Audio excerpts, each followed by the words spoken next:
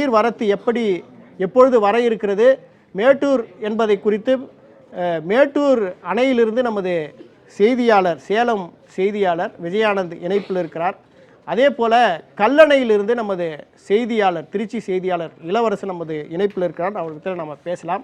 முதல்ல அந்த நீர் என்பது, அந்த காவிரி படுகையில் வருகிற அந்த தண்ணீர் என்பது நேரடியாக ஒகேனக்கல் பிலிகுண்டில் வந்து அங்கிருந்து ஒகேனக்கல் வழியாக அது மேட்டூர் அணையை அடையும். பிறகு மேட்டூரில் இருந்து அது திறக்கப்பட்டு அது நேரடியாக கல்லணைக்கு செல்ல இருக்கிறது.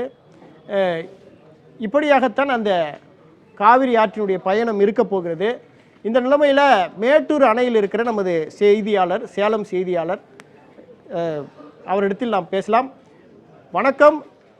நிச்சயமாக தற்போது நமது செய்தியாளர் இளவரசன் கல்லணையில் இருக்கிறார். அவரிடத்தில் நாம் பேசலாம். டெல்டா மாவட்ட ஒட்டுமொத்த விவசாயிகளும் இப்போது மேட்டூர் காவிரி நீரினுடைய அந்த வருகைக்காக காத்திருக்கிறார்கள். ஏற்கனவே குறுவை சாகுபடி மிக மோசமாக பாதிக்கப்பட்டிருக்கிற நிலைமையில் எப்பொழுது காவிரி நீர் வரும் என்ற எதிர்பார்ப்பில் அவர்கள் இருந்து கொண்டிருக்கிற நிலைமையில் நமது திருச்சி செய்தியாளர் இளவரசன் கல்லணையில் இருக்கிறார். அவரிடத்தில் நாம் பேசலாம். வணக்கம் இளவரசன், நீங்கள் இப்போது கல்லணையில் இருக்கிறீங்க. கல்லணை முழுவதுமாக வறட்சி மிகுந்த ஒரு பகுதியாக காய்ந்து போய் இருக்கிற அந்த சூழல் இருக்கிறது. எப்பொழுது அந்த காவிரி நீர் வருகை இருக்கும் என்று டெல்டா மாவட்ட விவசாயிகள் எதிர்பார்த்து காத்து கொண்டிருக்கிறார்கள். இப்போது அங்கே நிலைமை என்ன, எப்பொழுது அந்த காவிரி நீர் வருகை இருக்கும் என்று சொல்லப்படுகிறது இளவரசன்? கண்டிப்பாக இளவரசன், அதாவது வான் பொய்யா விட்டாலும் தான் பொய்யா காவேரி, அப்படி ஒரு பழமொழிக்கு ஏற்பதான் வந்து இந்த கல்லணை பகுதியில் நம்ம இருக்கோம். தமது ஒளிப்பதிவர் சுஜய் பிரகாஷ் தற்பொழுது இந்த பகுதியை காட்சிப்படுத்திக்கணும். அதாவது 2000 ஆண்டுகளுக்கு முன்பு வந்து காவிரியில் வந்து இந்த கல்லணை பகுதியில் வந்து இந்த கல்லணை கட்டப்பட்டது. திருச்சி உறையூரை தலைநகராக கொண்டு ஆட்சி செய்த கரிகால் சோழன் வந்து திருச்சியிலிருந்து சுமார் ஒரு 15 கிலோமீட்டர் தொலைவில் இருக்கிற இந்த கல்லணையில வந்து தடுத்து இங்கிருந்து டெல்டா மாவட்டங்களுக்கு தண்ணீரை பிரித்து அனுப்புவதற்காக இந்த இது கட்டப்பட்டது. அதாவது வந்து இந்த காவிரி ஆற்றில் வந்து குடகுல பிறந்தாலும் வந்து முதல்ல காவிரி ஆற்றில் கட்டப்பட்ட அணை என்பது வந்து இந்த கல்லணை தான். ஆனா இது கல்லணை கிடையாது, ஒரு தடுப்பணை.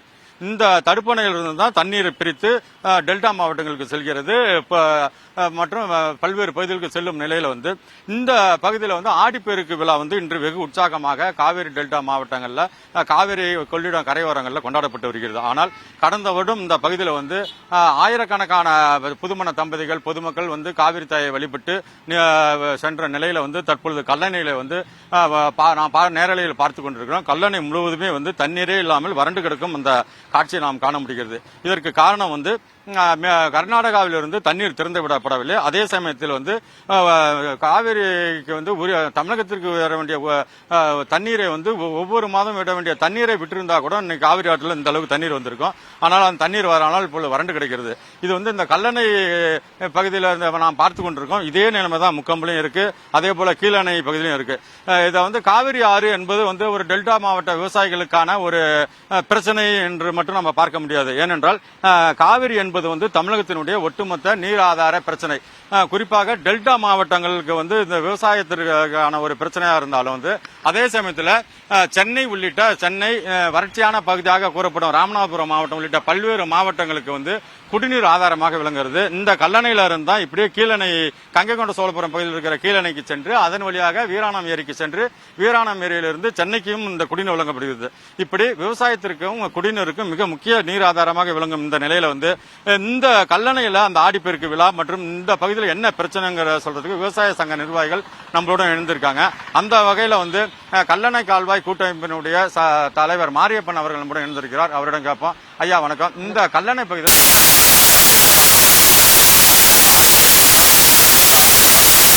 எப்படி இருக்குங்கிறத சொல்லுங்க. அனைவருக்கும் வணக்கம். இந்த ஆண்டு இன்றைக்கு பாத்தீங்கன்னா ஆடி 18 வந்து சிறப்பாக கொண்டாட வேண்டிய நாள். தமிழர் திருநாள் அப்படிங்கிறது மட்டும் தம்பதியர், புதுமண தம்பதியருக்கு உகந்த நாள். இந்த நாள்ல பாத்தீங்க அப்படின்னா கூட்டமும் மக்கள் இங்க வருவாங்க. தாங்கள் திருமண நாளைக்கு அது கொண்டாடும் போது ஆடிப்பெருக்காக இங்கே வந்து அம்மனுக்கு படையலிடுவாங்க. புனித நீராடி அதன் பிறகு அங்கே சென்று பழ வகைகள் வைத்து, பச்சரிசி வைத்து, மஞ்சள் நூல் வைத்து அங்கே சாமிக்கு செஞ்சு அம்மனுக்கு படைத்த பிறகு அவர்கள் புதுமண தம்பதிகள் தாங்கள் கட்டியிருந்த புது புடவை, புது வேஷ்டியை கட்டி கொண்டு ஏற்கனவே போட்டிருந்த மாலைகள் எல்லாம் கொண்டாந்து தண்ணீரை விட்ட பிறகு அம்மனுக்கு சாத்தி எல்லா விஷயம் வழிபாடு செய்த பிறகுதான் செல்வார்கள். ஆனா இந்த ஆண்டு பாருங்க தண்ணீரே இல்லை, மிக களையிழந்து போய் கிடக்குது, வறண்ட பாலைவனமா மாறி இருக்கு. எங்களுக்கு கண்ணீர் வருகிறது, என்னதான் செய்கிறது என்று தெரியல. இப்ப இதற்கு காரணம் பாத்தீங்கன்னா 2000 ஆண்டுகளுக்கு முன்னாலே கல்லணை கட்டிய கரிகாலன் வந்து பாத்தீங்கன்னா அருமையாக தண்ணீரை தேக்கி எங்க விவசாயத்தை கொண்டு சென்றார். ஆனா இன்றைக்கு கல்லணையிலிருந்து எங்கேயுமே தண்ணீர் பாசனத்துக்கு வழியே இல்லாம போயிடுச்சு. நாங்க இதை நம்பிதான் இருக்கிறோம். குறிப்பா பாத்தீங்கன்னா 22 மாவட்டங்கள் இந்த குடிநீருக்காகவும் விவசாயத்துக்கும் பயன்பட்டு வந்தது போக இன்றைக்கு ஆடி 18 கொண்டாட முடியாத சூழல் இருக்கு. கடந்த காலங்களில் பார்த்தால தண்ணீர் மேட்டில திறக்கலனாலும் கூட குறைந்தபட்ச 2000-3000 கல்லணையை திறந்து விட்டு இந்த கல்லணை கால்வாய்களை வந்து புனித நீராடுவதற்கு வழி செய்வாங்க. ஆனா இந்த அரசு அதற்கான முயற்சியை எடுக்கல. இதனால ஒட்டுமொத்த தமிழக மக்கள் மிகப்பெரிய வருத்தத்துடன் இருக்கின்றோம். இப்ப புதுமண தம்பதியர் பாத்தீங்களா, இங்க எல்லாம் பாத்தீங்கன்னா கூட்டமா அலை மோதிக்கின்றது. கடந்த ஆண்டு லட்சக்கணக்கான மக்கள் வந்துட்டு இருந்தாங்க.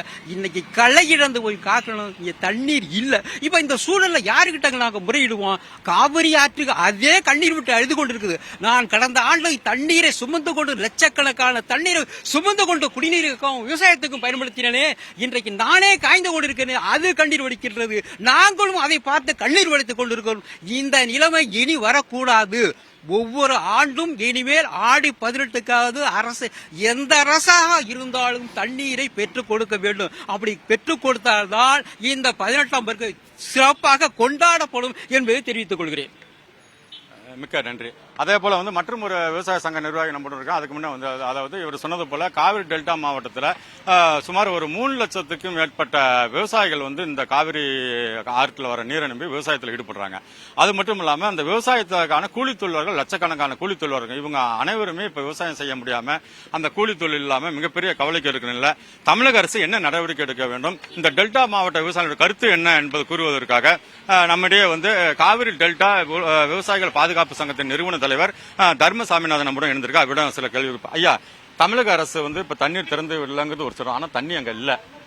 இப்ப அடுத்து வந்து மேட்டூர் டேம்ல இருந்து தண்ணி இப்ப வந்து காவிரியில மழை பெஞ்சனால இப்ப தண்ணி வரப்போகுதுன்னு சொல்றாங்க. இருந்தாலும் தமிழக அரசு முன்கூட்டியே என்ன நடவடிக்கை எடுத்துருக்குன்னு எதிர்பார்க்கறீங்க? இங்க டெல்டா மாவட்டத்தில் என்ன பிரச்சனை இருக்கு, அதை பத்தி உங்களுக்கு அரசுக்கு என்ன கோரிக்கை வைக்கிறீங்க? அதாவது நாங்க வந்து மே மாசத்துல சொல்லிட்டு இருக்கோம், காவிரி டெல்டால இருக்கிற விவசாயிகள் அத்தனை பேரும் காட்டு கத்தா கத்திட்டு இருக்கோம். நாங்க என்ன சொல்றோம்னா தமிழக முதலமைச்சர் வந்து உடனடியா காவிரியில உங்களுக்கு கர்நாடகத்துல இருந்து தண்ணியை பெற்றுத்தாங்கன்னு சொல்றோம். உங்களுக்கு ஒவ்வொரு திருப்புமே ஒழுங்காற்றுக்குழு கூடுது, மேலாண்மை வாரியம் கூடுது, உச்சநீதிமன்றம் சொல்லுது. ஆனா எந்த இதையுமே காதல வாங்கிக்காத கர்நாடக முதலமைச்சர் டி கே சிவகுமார் அவர்கள் அப்ப நீர்வளத்துறை அமைச்சரா இருந்தாங்க, பின்பு முதலமைச்சர் ஆயிட்டாங்க. ஆனா என்னன்னா 177.5 டிஎம்சி நமக்கு தர வேண்டிய தண்ணீரை ஒரு முறை கூட கர்நாடகா நமக்கு தந்ததே இல்ல, ஒரு டிஎம்சி கூட தந்ததே இல்ல. தண்ணி அங்க அணைகள் எல்லாம் நிரம்பி வழிந்தா நம்மள வடிகாலா பயன்படுத்துறாங்க. நாங்க என்ன சொல்றோம்னா உச்சநீதிமன்றத்துக்கு அம்மையார் அவர்கள் என்ன பண்ணாங்கன்னா வழக்காடு மன்றத்துக்கு சென்று நாங்க வந்து காவிரியை வென்றெடுத்த காவிரி தாயின்னு பட்டம் கொடுத்தோம் அம்மையார் அவர்களுக்கு. அவர்கள் போட்டா அடித்தாங்க, நீதிமன்றத்துக்கு போனாங்க, தண்ணியை திறந்து உரிய நடவடிக்கை எடுக்கணுமா நீதியரசர்கள் கேட்டாங்க. தண்ணி வந்துச்சு, பாசன பகுதி நல்லா செழிப்பா இருந்துச்சு, நாங்கெல்லாம் விவசாயிகள் மகிழ்ச்சியா இருந்தோம். ஆனா இன்றைய சூழ்நிலையில இன்று இருக்கிற முதலமைச்சர்கிட்ட 4 மாதம் நாங்க கத்திட்டு இருக்கோம். நீங்க உச்சநீதிமன்றம் செல்லுங்கள், முறையான நமக்கு தண்ணியை கேட்டு பெறுங்கள் என்கிறோம். ஆனால் இவர் காது கொடுத்து எங்க செவி கொடுத்து கேட்கவே இல்லை. எங்களோட விவசாயிகளை வந்து பாவட்ட ஜென்மங்களாக பார்த்து இன்னைக்கு காவிரி வறண்டு கிடக்கு, காவிரி டெல்டா பாலைவனமா மாறிடுச்சு. நாங்க என்ன மிக வருத்தமா இருக்குன்னா உங்களுக்கு புரியலனால விவசாயிகள் வரலாற்று சிறப்புமிக்க இந்த காவிரி ஆறு இன்னைக்கு வறண்டு கிடக்கு, ஆடி பெருக்கு, விவசாயிகளுக்கு சிறப்பான நாள். காவிரி டெல்டாவில் புதுமண தம்பதிகள் வந்து இன்னைக்கு படையலிட்டு ஒரு மகிழ்ச்சியான இருக்க வேண்டிய நாள், திருவிழா போன்று எங்களுக்கு தமிழர்களுக்கு இந்த நாளை இன்னைக்கு வறட்சி பாதித்த மாவட்டமாக வறட்சி நிவாரணம் கொடுக்க வேண்டிய சூழ்நிலைக்கு தள்ளப்பட்டது தமிழகத்தின் முதலமைச்சர் மிஸ்டர் விஜய். நான் என்ன கேட்கிறேன்னா நமக்கு 177.5 டிஎம்சில ஒரு முறை கூட 3 டிஎம்சி கொடுன்னு கேட்பாங்க. வேளாண் வாரியம் உத்தரவிடும், ஒழுங்காற்றுக்குழு உத்தரவிடும், உச்சநீதிமன்றம் எந்த உத்தரவையும் மதிக்காத கர்நாடக முதலமைச்சர் டி கே சிவகுமாரை நீங்க எதற்கு சந்திக்க செல்கிறேன் என்று சொன்னீர்கள். அவர் சொல்கிறார் நான் வந்து முதலமைச்சர் விஜய் வந்து நான் சந்திச்சு பார்க்கறதுக்கு வெளிப்படலாம் தயாரா இருக்குங்கிறாரு. நீங்க எதற்கு போகணும் என்று கேட்கிறேன். நான் வந்து நீங்க முறையாக உச்சநீதிமன்றம் சென்று எங்களுக்கு வர வேண்டிய தண்ணீரை கொடுக்க வேண்டும் என்று உச்சநீதிமன்றத்தில் மேல்முறை செய்யணுங்கிறோம். கர்நாடகத்திலே நஷ்டஈடு பெற்றிருக்க வேண்டும். காவிரி வறட்சி பாதித்த பூமியாக இன்னைக்கு ஆண்டது காரணம் டி கே சிவகுமார். அங்கே 60% மேல எல்லா இடமும் தண்ணி இருக்கு. இன்னைக்கு கமினியில வளையுதுங்கிறாரு, 90% இன்னைக்கு தண்ணி இருக்கு. 2 நாள்ல தண்ணி நம்பிராது. 2 தினங்களுக்கு முன்னாடி டி கே சிவகுமார் சொல்றாரு கர்நாடக முதலமைச்சர் எங்களிடம் குடிக்கவே தண்ணி இல்லங்கிறாரு. ஆனா இன்னைக்கு என்ன சொல்றாரு, வலிஞ்சிருச்சு, நம்மளாம் வெள்ளத்துல போயிருவோம், தண்ணியை திறந்து விடுவாங்கிறாரு. அப்ப தமிழகத்தினுடைய 8 கோடி மக்களின் வாழ்வாதாரத்தை சிதைத்த கர்நாடக முதலமைச்சர் டி கே சிவகுமார் வழக்கு தொடுத்திருக்க வேண்டும். கர்நாடகாவிடம் நஷ்டஈடு பெற்று விவசாயிகளுக்கு தொடங்கியிருக்க வேண்டும். காவிரி டெல்டா பாலைவனமா மாறினதுக்கு 2 முதலமைச்சர்களும் காரணம் என்று பகிரங்கமாக குற்றம் சாட்டுகிறேன். பெரிய வேதனையா இருக்கு. இன்னைக்கு விவசாய தொழிலாளருக்கு வேலை இல்ல. நாங்க விவசாயிகள் தீபாவளி கொண்டாடணும்னா அறுப்பர் துணி நாங்க படம் தரங்க நெல்ல போட்டுன்னு சொல்லுவோம். இன்னைக்கு 10,000 ரூபாய் ஆட்டி கடை கேட்க முடியாத சூழ்நிலையில நாங்க இருக்கிறோம். பிச்சைக்காரனோட மோசமா இருக்கிறோம். உலகத்துக்கே சோறுபட்ட விவசாயிகள் நாங்கள். உலகத்துக்கு உணவளித்த விவசாயிகள் என்று எங்களுக்கு சாப்பாட்டுக்கு இன்னைக்கு இல்ல. பரிதாபமான சூழ்நிலையில மிகவும் நொந்து போயிருக்கிறோம். எங்களோட மனவேதனையை புரிஞ்சுக்காத இந்த முதலமைச்சர், தமிழ்நாட்டுடைய முதலமைச்சர் அவர்கிட்ட பேச்சுவார்த்தை நடத்துறேன்னு சொன்னாரு. கடும் கண்டனத்துக்கு பிறகு டி.கே. சுகுமார் சொல்றார், நீங்க கர்நாடகத்துக்கு வர வேணாம்னு சொல்றாரு. தமிழ்நாட்டுடைய விவசாயிகள் கோரிக்கையை கேட்கல, பொதுமக்கள் கோரிக்கை கேட்கல. அவர் வான்னா வர்றேங்கிறாரு, வர வேணாம் இருக்கிறாரு. இது போன்ற ஒரு முதலமைச்சரை நாங்கள் சந்தித்ததே இல்லை. ஓட்டு போட்ட மக்களுக்கும் விவசாய பெருங்குடி மக்கள் காவிரி டெல்டா விவசாயிகளுக்கும் மிகப்பெரிய துரோகத்தை இழைத்த இந்த முதலமைச்சர் விஜய்க்கு கடும் கண்டனத்தை அடுப்பிற்கு என்று நான் மனவேதனையுடன் தெரிவித்துக் கொள்கிறேன். எங்களுடைய மனவேதனை புரிந்தால் இன்னும் காலங்கள் தமிழ் இன்னைக்கு வந்து சட்ட அமைச்சர் வழக்கு தாக்கல் பண்றாரு உச்சநீதிமன்றத்தில் சொல்றாரு. மிக மனவேதனையா இருக்கு. நீங்க என்ன பண்ணீங்க 3 மாசமா? நீங்க நீர்வளத்துறைன்னு ஒரு அமைச்சர் போட்டுறீங்க. உண்மையிலே நீர்வளத்துறையை பத்தி அவருக்கு எதுக்குமே தெரியல. அவர் கட்சி நடத்திட்டு இருக்காரு. எங்க காவிரி டெல்டா விவசாயிகளை உண்மையிலே ஒரு மோசமான நிலைக்கு தள்ளிட்டாரு. இன்னைக்கு பாலைவனமா காவிரி டெல்டா மாறுவதற்கு காரணம் இந்த தமிழக முதலமைச்சர் விஜயும் கர்நாடக முதலமைச்சர் டி.கே. சிவகுமாரும் இதற்கு பதில் சொல்லியே ஆகணும். எங்களுடைய வயிற்றுச்சலுக்கு விடிவு கண்டே தீர வேண்டும், நஷ்டஈடு பெற வேண்டும். ஏக்கருக்கு 25,000 ரூபாய் எங்களுக்கு வறட்சி நிவாரணம் தர வேண்டும் என்றும், விவசாய தொழிலாளருக்கு மாசம் 10,000 ரூபாய் வழங்க வேண்டும் என்பதையும் நாங்கள் மிகவும் வருத்தத்துடன் வேதனையுடன் தெரிவித்துக் கொள்கிறோம். மிக்க நன்றி. உங்களுடைய குரல் வந்து கண்டிப்பாக தமிழக அரசுக்கு எட்டும். அதே சமயத்தில் இறுதியாக நம்ம ஒளிப்பதிவாளர் சுஜய் பிரகாஷ் இந்த பகுதியை மீண்டும் காட்சிப்படுத்துகிறார். அதாவது நாம் ஏற்கனவே கூறியது போல வான் பொய்யா விட்டாலும் தான் பொய்யா காவிரி என்ற பழமொழிகள் கடந்த 2 நாட்களாக தண்ணீர் இல்லை என்று சொல்ற நிலையில் தற்பொழுது கர்நாடகா நீர்பிடிப்பு பகுதியில் மழை பெஞ்சதுனால கண்டிப்பாக இந்த காவிரி ஆற்றில் நீர் வரும் என எதிர்பார்க்கப்படும் நிலையில இந்த கல்லணையில 2000 ஆண்டுகளுக்கு முன்பே தண்ணீர் வந்த இந்த கல்லணை கட்டப்பட்ட நிலையில டெல்டா மாவட்டத்தினுடைய அனைத்து பகுதிகளிலும் இப்பொழுது எந்தவித சாகுபடியும் செய்ய முடியாமல் விவசாயிகள் தவித்து வருகின்றனர். தமிழக அரசு உடனடியாக அவர்களுடைய இதற்கு உரிய நீரை பெற்று விவசாயிகளின் வாழ்க்கையை இது பண்ண வேண்டும். அது மட்டும் இல்லாம தமிழகத்தின் நெற்களஞ்சியமாக இருக்கும் இந்த தஞ்சை டெல்டா பகுதிக்கு விவசாயிகளை வாழ வைக்க தமிழக அரசு நடவடிக்கை எடுக்க வேண்டும் என்பதுதான் இப்பகுதி விவசாயிகளின் கோரிக்கையாக உள்ளது. எழிலரசன். நிச்சயமாக இளவரசன்.